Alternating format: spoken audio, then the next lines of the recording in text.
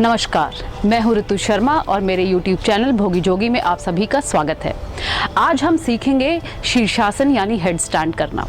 काफ़ी लोगों के लिए एक बहुत ही चैलेंजिंग आसन है, लेकिन लगातार प्रैक्टिस से और कुछ ये ड्रिल्स जो अगर आप करते रहें तो आप जल्द ही इसमें महारत हासिल करेंगे। तो आइए देखते हैं कि कैसे हम पहुंच सकते हैं शीर्षासन तक। लेकिन उससे पहले मैं आपको बताऊंगी कि शीर्षासन के फायदे क्या क्या हैं। जब आप अपने सिर पर खड़े हो जाते हैं तो आप ग्रेविटी यानी गुरुत्वाकर्षण के फोर्स को उल्टा कर देते हैं। इसकी वजह से खून जो है आपके दिमाग तक ज़्यादा मात्रा पर पहुंचने लगता है, आपकी याददाश्त तेज़ होती है, टेंशन कम होती है और आपके चेहरे पर एक नई कांति आती है। तो जिस तरह के ऑर्गन्स आपके चेहरे के आसपास हैं, जैसे कि आपकी नाक है, आँख है, इन सब में ब्लड जो है ज़्यादा मात्रा पर पहुंचता है। साथ में जिन लोगों को थायराइड की शिकायत है उन्हें भी इससे काफ़ी लाभ पहुंचता है। लो बीपी वाले लोगों को भी इससे फ़ायदा पहुंचता है। पर ये ध्यान रखें कि ये पहला आसन नहीं होना चाहिए। जब आप बाकी आसन प्रैक्टिस कर चुके हों उसके बाद ही लो बीपी वाले सर्वांग आसन या शीर्षासन करने की तैयारी करें। तो आइए सबसे पहले हम देखें कि कौन कौन सी मसल्स हैं जो शीर्षासन में लगती हैं। आप अपने एल्बोज और अपने बाइसेप्स और ट्राइसेप्स के सहारे जो हैं खड़े होंगे। आपका सिर ज़रूर ज़मीन पर होगा, लेकिन आप अपना पूरा वेट जो है अपने सिर के ऊपर नहीं डालेंगे शुरू में, ठीक है। और आपकी नेक जो है वो भी इसमें शामिल होगी।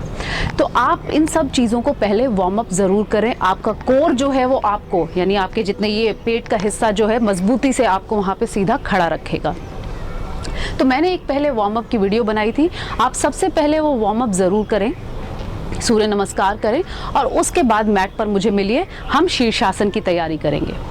तो सबसे पहले हम अपने शोल्डर्स का वार्म अप करना बहुत ज़रूरी है, क्योंकि जब आप नीचे जाएंगे आप ध्यान रखें आपके शोल्डर्स इस तरह से होने चाहिए, प्रोट्रैक्टेड, ना कि ऐसे।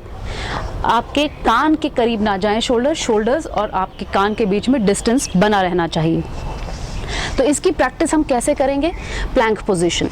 कुछ लोग प्लैंक फुल पैरों पे जाके इस तरीके से भी करते हैं। देखिए मेरे कंधे इस तरीके से झुके हुए नहीं हैं, मेरे कंधे पूरे बाहर निकले हुए हैं इस प्रकार से। तो आप कोशिश करें, शुरू में हम करेंगे अपने हाथों, अपनी एल्बोज के ऊपर, कोहनियों के ऊपर प्लैंक। तो अपने हाथों को इस प्रकार से आप पकड़िए। डिस्टेंस आप कैसे मेंटेन करेंगे, आप कितनी दूर अपनी कोहनियों को रखेंगे। तो इस प्रकार से आप नीचे जाइए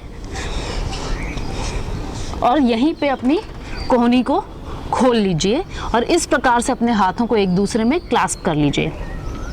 इसके बाद हमें जो दूसरा काम करना है वो ये पता होना चाहिए कि हम सिर का कौन सा हिस्सा, ये हिस्सा हम ज़मीन पर रखेंगे। हम अपना फोरहेड यानी कि माथा नहीं रखेंगे, ना ही हम ये हिस्सा ज़मीन पर रखेंगे।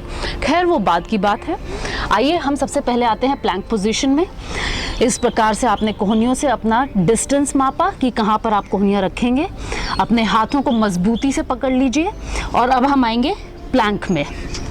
अपने पैर ऊपर, शोल्डर्स बाहर और आपके हिप्स नीचे नहीं हैं, आपके हिप्स भी ऊपर हैं। अब काउंट करेंगे हम 1 2 3 4 5 6 7 8 9 10 11 12 13 14 15 16 17 18 19 20 21 22 23 24 25 26 27 28 29 30। हाँ, एक्सहेल और इस प्रकार से बालासन में अपने हाथों को आगे की ओर एक्सटेंड करते हुए, बढ़ाते हुए आराम करिए।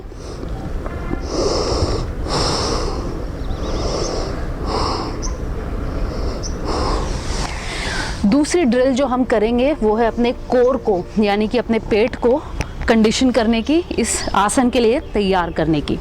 तो उसमें एक बहुत ही आसान दिखने वाला आसन है। आप इस प्रकार से अपने हिप्स के ऊपर अपने पैरों को उठाते हुए बैठ जाएंगे। आपकी कमर, ध्यान रखें, बिल्कुल सीधी हो। 1 2 3 4 5 6 7 8 9 10 11 12 13 14 15 16, 17, 18, 19, 20, 21, 22, 23, 24, 25, 26, 27, 28, 29, 30। अब अपने पैरों को नीचे रखिए। अगला हम जो अटेम्प्ट करेंगे आसन वो है नवासन, यानी नौकासन भी लोग कुछ इसे बोलते हैं, अंग्रेजी में कहते हैं बोट पोज। तो इस प्रकार से अपने पैर ऊपर रखिए, पेट अंदर खींचिए। 1, 2, 3, 4, 5, 6, 7, 8, 9, 10। पैर नीचे रखिए। अब हम होलो पोज करेंगे। इस प्रकार से अपने पैर सीधे और 1, 2, 3, 4, 5, 6, 7, 8, 9, 10। बहुत ही अच्छे। अब हम बाकी ड्रिल्स करेंगे। थोड़ा अपने सिर के ऊपर आप जो है खड़े होने की कोशिश करिए, देखिए आपको बैलेंस मिलता है कि नहीं।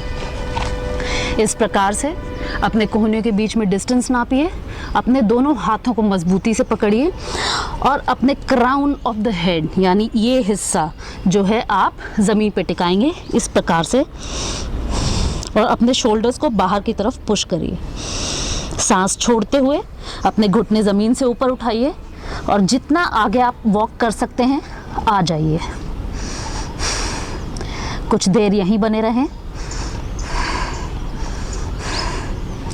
सांस लेते हुए वापस घुटने ज़मीन पर, थोड़ी देर और बालासन में रेस्ट करिए।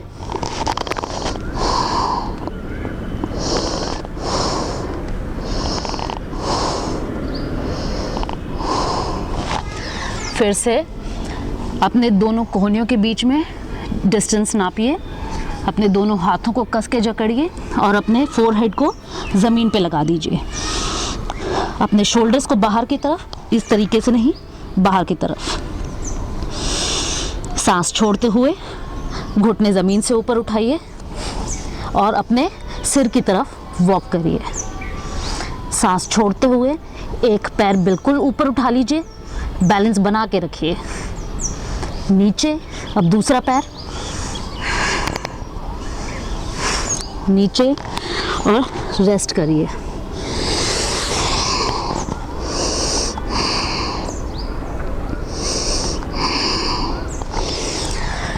अब अगर आप एक पैर उठाने के बाद बैलेंस अपना बना पा रहे हैं तो अब हम कोशिश करेंगे दूसरे पैर को भी ऊपर उठाने की। आइए, फिर से अपने कोहनियों के बीच में डिस्टेंस इस प्रकार से बनाइए। अपने दोनों हाथों को आपस में जकड़िए। पुश योर शोल्डर्स आउटसाइड, मतलब आपके शोल्डर्स जो हैं, आपके कंधे इस प्रकार से होने चाहिए।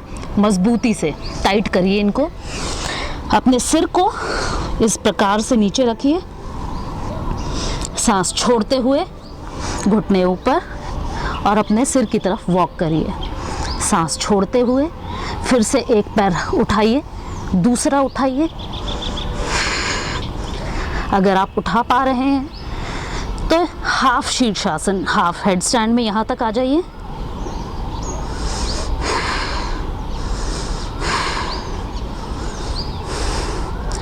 और बैलेंस पाते ही ऊपर।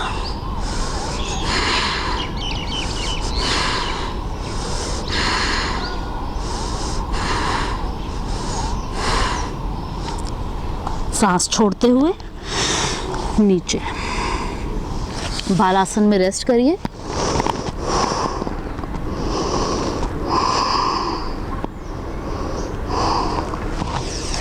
लेकिन ध्यान रखिए कि आप अपने शीर्षासन में जो है एक पैर ऊपर इस प्रकार से मार के ना चढ़ें, क्योंकि इससे आपके गर्दन में झटका लगने का खतरा बना रहता है। एक ये शीर्षासन है, दूसरा आप एक और सलम शीर्षासन की कोशिश कर सकते हैं करने की, जिसे हम अंग्रेज़ी में बोलते हैं ट्राइपॉड हेड स्टैंड। इसमें आपके हाथ और आपका सिर जो है एक तरह का त्रिकोण बनाते हैं और ये मुझे लगता है कि करने में थोड़ा आसान हो सकता है। तो इस प्रकार से अपने दोनों हाथ मजबूती से नीचे रखिए और अपने सिर को यहाँ जमाइए, सो दैट एक त्रिकोण बन जाए। इस प्रकार से सांस छोड़ते हुए सिर ज़मीन पर, सांस लीजिए, सांस छोड़ते हुए घुटने ज़मीन से ऊपर उठाइए और अपने पैरों को अपने सिर की तरफ लेकर आइए। अब कोशिश करिए अपने घुटनों को इस प्रकार से कोहनी पे रखने की। कुछ देर तक यहाँ बने रहें, सांस छोड़िए और बालासन में।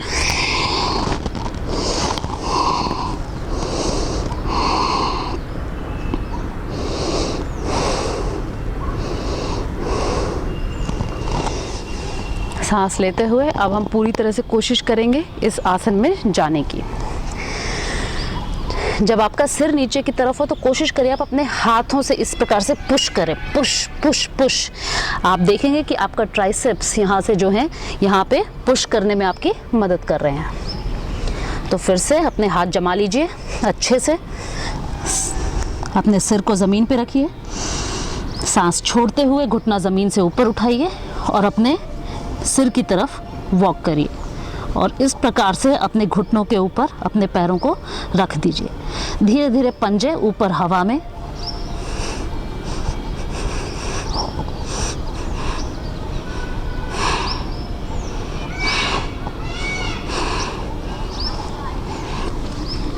सांस छोड़ते हुए ज़मीन पर और बालासन में रेस्ट करिए।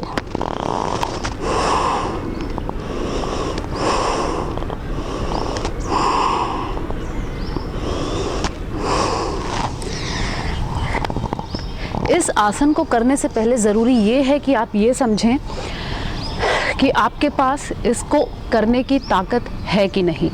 क्योंकि अगर आप बिना ताकत अपनी या बिना कंडीशनिंग किए, बिना प्रैक्टिस किए अगर आप इस आसन में जाते हैं तो आपकी गर्दन जो है इसमें चोट लग सकती है और ये एक लंबे समय के लिए आपको योगा ना करने के लिए आपके कारण बन सकती है। तो मेरा सुझाव यही रहेगा कि आप धीरे धीरे अपनी जो ड्रिल्स मैंने बताई हैं, अपने कोर के ऊपर प्लैंक है, नवासन है, ये सारी ड्रिल्स धीरे धीरे करते रहिए और इससे जो है आपके पास ताकत आएगी। कुछ लोग वॉल का भी सहारा लेते हैं, अच्छी बात है, शुरुआत में वॉल का आप सहारा ले सकते हैं, लेकिन मैं सुझाव यही दूंगी कि आप यहाँ पर आइए, क्योंकि आप गिरेंगे तभी आप और भी ऊपर उठ पाएंगे। क्योंकि आपने सुना ही होगा, गिरते हैं शहसवार ही मैदान जंग में, वो तिफ़्न क्या गिरे जो घुटनों के बल चले। तो इसीलिए आप प्रैक्टिस करते रहिए, इसी प्रकार से आगे बढ़ते रहिए और हम आपसे फिर मिलेंगे इसी चैनल पर एक नए योगा अभ्यास के साथ। नमस्कार। और हाँ, भूलिए मत अपने रिश्तेदारों और अपने दोस्तों को इस YouTube चैनल के बारे में बताने के लिए। हम फिर मिलेंगे। धन्यवाद।